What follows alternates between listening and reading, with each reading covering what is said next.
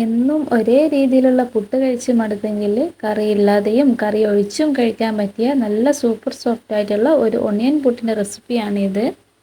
ഒരു പാനിലേക്ക് കുറച്ച് വെളിച്ചെണ്ണ ഒഴിച്ച് കടുക് ഇട്ട് കൊടുത്തിട്ടുണ്ട്.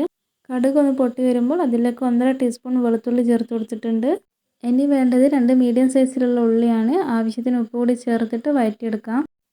ഇനി ഇതിലേക്ക് കുറച്ച് കറിവേപ്പിലയും 1 ടീസ്പൂൺ ബീഫ് മസാല കൂടി ചേർത്ത് കൊടുത്തിട്ടുണ്ട്. അതേപോലെ 1.5 ടീസ്പൂൺ അളവിൽ ചില്ലി ഫ്ലേക്സും 1/2 കപ്പ് തേങ്ങയും ചേർത്ത് കൊടുത്തിട്ട് നന്നായി ഇതുപോലെ ഒന്ന് ഇളക്കിയിട്ട് മാറ്റി വെക്കാം. ഇനി കുറച്ച് പുട്ടുപൊടിയിലേക്ക് കുറേശ്ശെ വെള്ളം ഒഴിച്ച് ഒന്ന് മിക്സ് ചെയ്തെടുക്കാം. ഒരു 20 മിനിറ്റിന് ശേഷം അതിലേക്ക് നമ്മൾ നേരത്തെ ഉണ്ടാക്കിയ ഓണിയൻ മസാല ചേർത്ത് ഒന്ന് കുഴച്ചെടുക്കാം. ഇനി നമ്മൾ സാധാരണ ചെയ്യും പോലെ അല്പം തേങ്ങയിട്ട് അതിൻ്റെ മേലെ പുട്ടുപൊടിയിട്ട് ഒന്ന് ആവിയിൽ വേവിച്ചെടുത്താൽ നല്ല സൂപ്പർ സോഫ്റ്റ് ആയിട്ടുള്ള ഓണിയൻ പുട്ട് റെഡി ആയിട്ടുണ്ട്.